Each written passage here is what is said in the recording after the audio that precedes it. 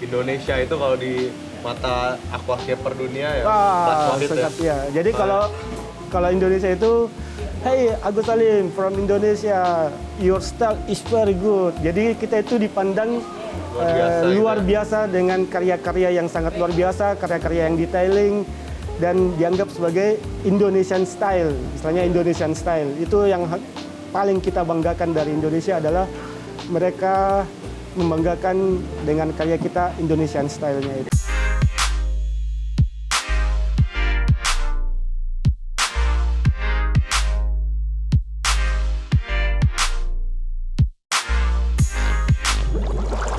Halo teman-teman semua, kembali lagi di Venus Aquatic Channel bersama Nicholas Kurniawan.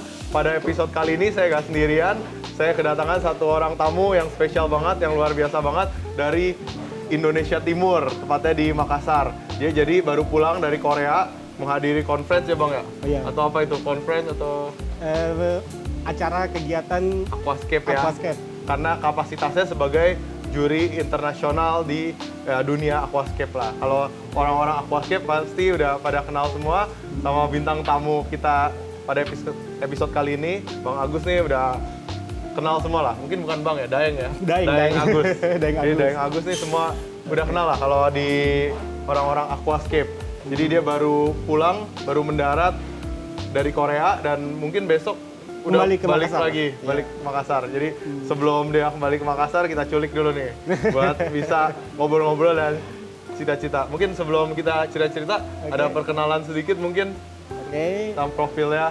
Oke, terima kasih. Jadi saya Agus Salim Jamaluddin dari Makassar dan Palu. Saya adalah aquascaper. Aquascaper pernah menjadi ketua Makassar Aquascape Community dan dari tahun 2009 juga sebagai aquascape sampai sekarang. Oke, wah keren banget. Nah, nanti follow aja Instagramnya ada Bang? Ada Instagram saya Agus Salim Jamaluddin tanpa spasi. Iya, dan nanti mau bikin YouTube juga nih ya. Boleh, Saya boleh. biar semangat. Ngajarin orang-orang supaya ya gimana caranya jadi aquascaper yang handal seperti apa. Mungkin dari awalnya juga kan dari nol juga ya. Semua orang dari nol semuanya, Bang. Iya, jadi banyak orang yang takut buat jadi aquascaper, padahal ya semua orang kan dari nol gitu. Oke, pada episode kali ini kita pengen fokusnya nih, karena Bang Agus ini baru jadi, Daeng ya, Daeng Agus, Daeng. baru jadi tamu lah, kehormatan di Korea itu. Mungkin bisa cerita-cerita nih, pengalamannya di Korea itu apa sih, kalau pertanyaan pertama ya, apa yang bisa dipelajarin di Indonesia dari mungkin dunia aquascape di Korea sana. Mungkin nih lagi semangat-semangatnya, lagi membara-baranya, apa aja sih poin-poin yang bisa kita pelajarin dan mungkin bisa ditiru di sini. Kalau kayak tadi kita ngobrol-ngobrol di mobil, mungkin yang kurikulum atau apa, hal-hal menarik yang mungkin bisa dicerita dan jadi inspirasi lah buat orang-orang di Indonesia sini. Oke. Kalau yang saya lihat pertama kali di Korea itu yang pertama adalah komunitasnya. Jadi komunitasnya itu sangat kompak dan semuanya komunitas-komunitas yang orang-orang itu orang-orang yang sudah berumur semua.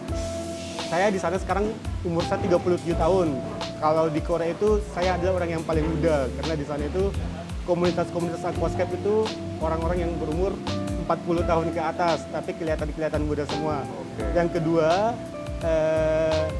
mengenai aquascape di Korea itu dia sangat antusias sekali. Dia itu mungkin di Korea itu agak susah untuk bahan-bahan kayak driftwoodnya, batunya dan lain sebagainya. Kita di Indonesia ini gampang banget untuk mendapatkan dan murah. Iya. Mereka semua itu untuk membangun satu aquascape dia bahan-bahan mahal driftwoodnya itu impor semuanya. Jadi sangat beruntunglah kita di Indonesia ini sebagai scaper bisa membuat aquascape yang begitu indah dan murah lain lah. sebagainya dan murah lah. Itu intinya adalah murah. Mereka itu berjuang untuk membuat aquascape. Kita ini gampang banget untuk mendapatkan bahan-bahan untuk membuat aquascape. Ada lagi hal berkesan lainnya dari Korea gitu ya? Aduh, pengen banget diceritain gitu. Kalau yang berkesan lagi itu di sana itu ada namanya untuk kurikulum. Jadi untuk pendidikan formalnya SMP dan SMA yang sederajat sama yang di Korea itu, dia sudah ada kurikulum yang tentang aquascape, di mana kurikulum itu resmi menjadi penilaian bagi dan guru-gurunya itu adalah para anggota scaper komunitas. Itu yang paling menarik dengan saya. Terus yang kedua lagi, yang ketiga, di Korea itu ada dokter hewan khusus ikan. Waduh. Itu yang paling sangat langka berkesan ya, yang sangat langka di Indonesia. Jadi apabila ada ikan sakit atau apa, bisa menghubungi dokter yang berspesialisasi di bidang ikan itu, spesialisasi ikan. Oke, jadi ini pertanyaan kedua nih Bang. Tadi kan udah kesannya. Terus mungkin bisa diceritain nggak di Korea itu ngapain aja sih biar ada gambaran gitu kemarin kemana aja dan yang mungkin tempat-tempat yang menarik. Saya tuh kemarin, waduh ada tempat yang bagus banget. Mungkin bisa jadi inspirasi juga supaya dibuat di sini gitu. Nanti ditampilin di B-roll ya. Oke. Jadi di sana itu kemarin sempat datang ke Aqua Garden di Lotte Mart. Lotte Mart ya? Lotte Aquatic Garden di Lotte. Tempat itu semacam kafe, tapi kafenya itu ada sekitar ratusan akuarium yang ada di situ dan semuanya aquascape-nya terawat dengan baik dan kita kayak semacam wow, itu sangat surga bagi para aquascaper. Jadi semua para aquascaper itu wajib datang ke Aqua Garden itu karena Aqua Garden itu banyak inspirasi yang bisa kita dapat di situ, mulai dari aquascape, biotop, apalagi selain biotop, pokoknya semua dunia ikan ada di situ lah, di Aqua Garden itu. Selain itu kemana lagi Bang? Selain itu saya juga cuma palingan datang-datang ke tempat Insadong yang buat jalan-jalannya, Myeongdong buat beli-beli. Jadi cuma intinya kalau menurut Abang, Bang Daeng Agus nih ya. Jadi kalau di Korea sama di Indonesia perkembangan aquascape-nya bagus mana? Atau gimana tuh? Jadi di Korea itu untuk komunitasnya sendiri dia hanya punya 30 member, 30 anggota. Berarti belum terlalu populer itu? Belum terlalu populer, tapi antusiasnya yang tinggi sekali. Walaupun mereka sudah berumur, sedikit anggota, tapi dia bisa membuat kegiatan tingkat dunia yang mendatangkan para juri internasional di bagian Eropa dan Asia. Kalau harapannya buat di Indonesia itu gimana? Ada nggak harapannya supaya scaper dan komunitas ikan hias Indonesia itu buat apa gitu supaya yang bisa dipelajarin dari Korea dan diterapkan, diaplikasikan di sini? Pengennya udah lihat di sana kan, oh aduh keren banget ini, coba ada di Indonesia. Mungkin bisa diceritakan gitu, yang biar bisa nih sama-sama kita gerakan dan jalankan gitu di Indonesia. Jadi yang paling pertama itu yaitu kita harus buat komunitas yang kuat dulu. Dimana kalau komunitas kuat, semua juga akan kuat. Mulai dari bisnisnya kuat, aquascapernya kuat, bisa mendunia dan lain sebagainya. Itu yang paling poin penting, ya? Komunitasnya dulu. Sebenarnya kalau sudah dapat terbentuk komunitas, semua akan kuat semua. Mulai dari bisnis sampai karya-karya kitanya. Event-eventnya juga ya. Dengan komunitas yang kuat, kita bisa membuat event yang besar yang kayak Korea.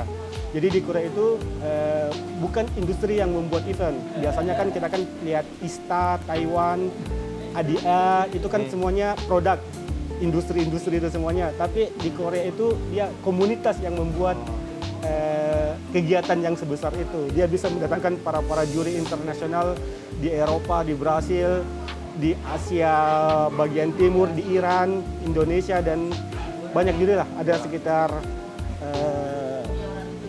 8-9 juri yang dia datangkan ke Korea. Jadi Indonesia itu kalau di mata aquascaper dunia ya kelas wahid ya. Jadi kalau Indonesia itu, hey Agus Salim from Indonesia, your style is very good. Jadi kita itu dipandang luar biasa dengan karya-karya yang sangat luar biasa, karya-karya yang detailing dan dianggap sebagai Indonesian style, istilahnya Indonesian style. Itu yang paling kita banggakan dari Indonesia adalah mereka membanggakan dengan karya kita Indonesian style-nya itu. Ya makanya saya selalu bilang juga kalau orang Indonesia tuh kayak kalau keluar negeri atau kemana itu sering merasa inferior ya. Betul. Padahal di bidang-bidang tertentu, contohnya di bidang aquaculture, di bidang aquascape, itu orang luar negeri mandang Indonesia ini Sangat bagus. sangat luar biasa. Makanya kalau teman-teman di luar sana yang masih bingung mungkin hobinya apa atau jalan hidupnya kemana, nah aquascape mungkin bisa jadi salah satu ya pilihan lah. Karena ya Indonesia nih ada semua gitu sumber daya alamnya. Betul gitu. sekali. Nah ini lanjut lagi kalau ngomong-ngomong komunitas, kita nih ada juga nih komunitas Cana X Aquascape. Oke, Gitu. bagus. Nanti jadi itu komunitas yang dimana orang-orang yang pecinta Cana itu ya bersatulah dengan orang-orang yang suka aquascape. Jadi industri aquascape itu yang lagi naik dikawinkan dengan industri ikan hias yang lagi naik juga, terutama Cana gitu. Cuma kalau kendalanya kan mereka itu ya kalau saya banyak lihat di komunitas saya, mereka itu mau buat aquascape, mau berkarya aja itu malu, apalagi jadi foto-foto gitu, video, merasa mereka tuh nggak bisa gitu. Banyak orang Indonesia itu yang penyakitnya itu merasa nggak bisa, merasa inferior. Jadi ada tips nggak? Atau mungkin nanti dikasih lihat mungkin karya pertamanya Daeng Agus ini seperti apa dan bisa sampai seperti hari ini.